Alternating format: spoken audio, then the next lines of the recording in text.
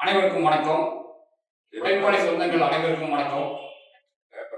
என்னுடைய அழைப்பை ஏற்றுக்கொண்டு இன்று இந்த ஆலோசனை கூட்டத்தில் பங்கெடுத்த உங்கள் அத்தனை பேருக்கும் என்னுடைய மனமார்ந்த நன்றிகளை தெரிவித்துக் கொள்கிறேன். அதாவது இன்னைக்கு இருக்கிற அரசியல் சூழ்நிலையில ஏன் இந்த உழைப்பாளி மக்கள் இயக்கம் என்கிற ஒரு இயக்கத்தை நம்ம ஆரம்பிக்க வேண்டிய ஒரு கட்டாயம் ஏற்பட்டிருக்குன்னா, இன்னைக்கு பாத்தீங்கன்னா காலங்காலமாக சுதந்திரம் பெற்ற காலத்திலிருந்து அரசாங்க கட்சிகள் பாத்தீங்கன்னா மக்களுடைய ஒரு சிறு அடிப்படை தேவை கூட இனி பூர்த்தி செய்ய முடியாத ஒரு நிலைமையில தான் ஆட்சிகள் நடத்தி இருக்கிறாங்க. இது மிகப்பெரிய வேதனையான விஷயம். இது வெக்கக்கேடானது. தமிழக அரசியல்வாதிகள் என்று சொல்லக்கூடிய அவங்க அத்தனையுமே வெக்கக்கேடான விஷயங்களை இவங்க வெட்டி தலைமையும் ஆட்சி அதிகாரத்தை கையில கொடுத்தவங்க கூட அவங்களால சரியா செயல்படுத்த முடியல அப்படிங்கிற ஒரு குற்றச்சாட்டு இந்த இடத்துல அவங்க முன்வைக்கிறோம். ரெண்டாவது பாத்தீங்கன்னா புதியதாக அரசியல் கட்சிகள் தொடங்கி ஒரு கொள்கை நோக்கம் இல்லாம ஒரு முக வசீகரத்துக்காக ஒரு ஆட்சி பீடத்தில் அமர வைக்கக்கூடிய சூழல் இந்த தமிழகத்துல அமர்ந்திருக்குது. அதாவது ஏற்கனவே ஒரு அரசியல் பணியில் ஈடுபட்டு களப்பணியில் ஈடுபட்டவங்களை நீங்க ஆதரிச்சு எல்லாருமே சப்போர்ட் பண்ணாங்கன்னா பரவாயில்ல. ஒரு முக அரசியல் மட்டுமே வச்சுக்கிட்டு அரசியல் வாக்களிச்சு வெற்றி பெற செய்யறதுங்கிறது ஏத்துக்க முடியல. இதுதான் உண்மையான காரணம். இரண்டாவது பாத்தீங்கன்னா உங்க அத்தனை பேர்த்துக்கும் ஒரு இடத்துல ஒரு ஏக்கம் இருக்குது. அதாவது ஆட்சிகள் மாறுகின்றன, காட்சிகள் மாறுகின்றன.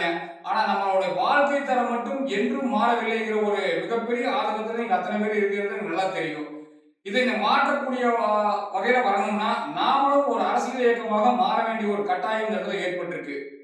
அரசியல் இயக்கம் நம்ம அடிப்படை காலத்துல இருந்து வரணும். அதாவது எப்படின்னு கேட்டீங்கன்னா நீங்க இருக்கக்கூடிய பகுதிகளை நீங்க வசிக்கக்கூடிய தெருக்கள்ல இந்த மாதிரி இருந்து ஒவ்வொருத்தருக்கும் அரசியலை கற்பித்து நீங்க அவர்களை அரசியல் படுத்தி அரசியல் பாதைக்கு கொண்டு வர வேண்டும் என்று உங்களை எல்லாம் தாழ்வுடன் கேட்டுக்கொள்கிறேன்.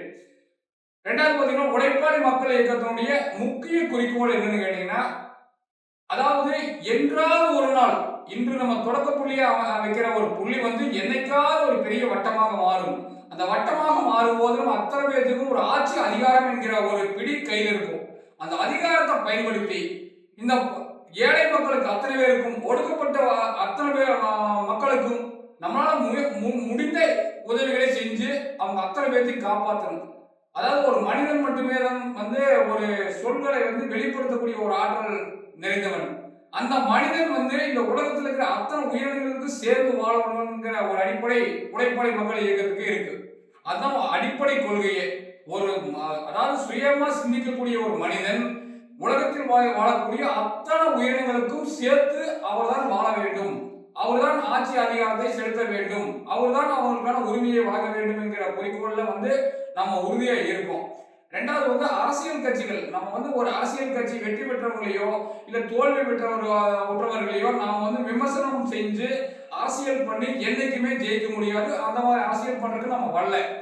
நாம மக்களோட மக்களாக களத்தில் நின்று அவங்களோட உரிமைக்காக போராடி அதுக்காக ஒரு புரட்சி செஞ்சாலும் பரவாயில்ல, அந்த புரட்சிக்கும் தயாராகி நீங்க மக்களை காப்பாற்ற வேண்டிய ஒரு சூழல் உழைப்பாளி மக்கள் இயக்கத்துக்கு ஏற்பட்டுள்ளது.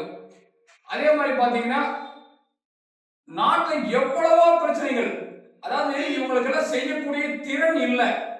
திறன் இருந்தாலும் அதிகாரம் அமைதியில செய்யக்கூடிய அந்த ஆற்றல் இவங்களுக்கு இல்லை. எது வந்தாலும் ஏளனமாகவே நடக்கக்கூடிய ஒரு அதிகாரமிக்க ஒரு அரசியல்வாதிகளை தான் இப்ப எல்லாத்தையும் நம்ம பார்க்கிறோம். அதாவது பொதுமக்கள் இருக்கிறவன் ஓட்டை போட்டுட்டு அவங்ககிட்ட கை நீட்டி கெஞ்சி தன்னோட உரிமையை கேட்கக்கூடிய ஒரு நிலைக்கு இந்த அரசியல் அமைப்பு பொதுமக்களை தள்ளி இருக்குது. இதை நம்ம மாற்றி அமைக்கணும். அதாவது அத்தனை பேருக்கும் அத்தனை உரிமையும் உண்டு. வாக்களித்து வெற்றி பெற்றவர் அதிகாரத்துக்கு வந்துட்டாருங்கிறதுக்காக அவர் சொல்வதெல்லாம் சரிங்கிற மாதிரி கேட்கக்கூடிய மனநிலை மக்கள் மாறணும். உங்களுக்கான உரிமையை நீங்க தான் போராடி பெறணுங்கிற ஒரு எண்ணம் எங்க எல்லாத்துக்கும் இருக்கு. அதனால நீங்க அத்தனை பேர் சேர்ந்து உங்க பகுதிகளை ஒவ்வொரு பகுதியும் சேர்ந்தவங்களுக்கும் நீங்க அவங்கள அரசியல் படுத்துங்க, அவங்க உரிமைகளை விளக்கி சொல்லுங்க. அவங்களோட இடர்பாடுகளுக்கு அவங்க வாழும்போது ஏதாவது இடர்பாடுகள் ஏற்பட்டுதுன்னா அந்த இடர்பாடுகளுக்கு ஒரு வழிவகை பண்ணி கொடுங்க.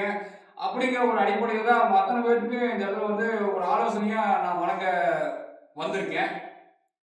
இரண்டாவது பாத்தீங்கன்னா அடுத்து நடைபெறக்கூடிய தமிழகத்துல இடைத்தேர்தல்களில் உழைப்பாளி மக்கள் இயக்கம் நிச்சயமாக களத்தில் நிற்கும்.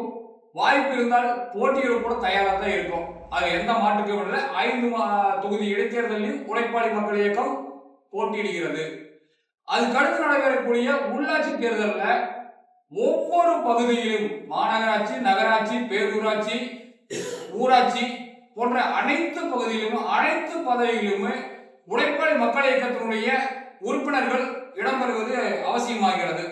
நீங்க அந்த உள்ளாட்சி பிரதிநிதிகளால் தேர்ந்தெடுக்கப்பட்ட மட்டும்தான் அந்த அந்தந்த பகுதி பொதுமக்களுக்கு நீங்க ஒரு நல்ல செயல்களை செஞ்சு தர முடியும், இந்த மக்களை மகிழ்ச்சியா வாழ வைக்க முடியுங்கிற ஒரு நல்ல எண்ணத்துலதான் நம்ம உழைப்பாளி மக்கள் இயக்கம் ஆரம்பிச்சிருக்கிறோம். நிச்சயமாக வரும் இடைத்தேர்தலிலும் உள்ளாட்சி தேர்தலிலும் நமது இயக்கம் போட்டியிடும். அதற்கான திறனும் சக்தியும் நம்மிடம் இருக்கிறது. அதுக்காக நீங்க பெரும் பணம் வேணும் அப்படிங்கிற மாதிரி நினைக்க வேண்டாம். பணமெல்லாம் தேவையில்லை. மக்கள் சேவை செய்வதற்கு பணம் தேவையில்லை. செய்யக்கூடிய மனம் இருந்தால் போதும். அந்த அடிப்படையில் நீங்க செயல்பட்டால் போதும். யாரும் பொருளாதாரத்துல செலவு செஞ்சு நீங்க வீணாயிடக்கூடாது. பொருளாதாரம் செலவு செய்யப்பட வேண்டிய அவசியம் இல்லை. அப்படி செலவு பண்ணித்தான் இங்க பண்ணணுங்கிற அவசியம் இல்லை. ரெண்டாவது பாத்தீங்கன்னா, கடந்த தாவேக ஆட்சி இப்ப அமைஞ்சிருக்கு இல்லைங்களா, அந்த தாவேக ஆட்சியில 2 சிறப்பான அம்சங்கள் 2 நடந்திருக்குது. அதாவது சாதி மதங்கள் கடந்த ஒரு வேட்பாளரை நிறுத்தி வெற்றி வாகை சூடி இன்னைக்கு ஆட்சி படுத்த அமர்ந்திருக்காங்க. இது மிகப்பெரிய ஒரு வெற்றி தமிழகத்துக்கு. அதாவது சமூக நீதிக்கு மிகப்பெரிய வெற்றி. இதை நான் மனதார பாராட்டுகிறேன். ரெண்டாவது பாத்தீங்கன்னா, ஒரு ஏழை மக்களை எந்த ஒரு அரசியல் பின்புலம் இல்லாத ஒரு பெரிய பரம்பரை பணக்காரர்களாக ஒரு வாரிசுன்னு சொல்லக்கூடிய அளவுக்கு இல்லாத ஒருவங்களை நிறுத்தி புதுமுகங்களை நிறுத்தி வெற்றி வாகை சூடி இருக்காரு. அந்த வகையில தாவேக தலைவர் மாண்புமிகு முதலமைச்சர் விஜய் அவர்களுக்கு என்னுடைய மனமார்ந்த பாராட்டுக்கள்.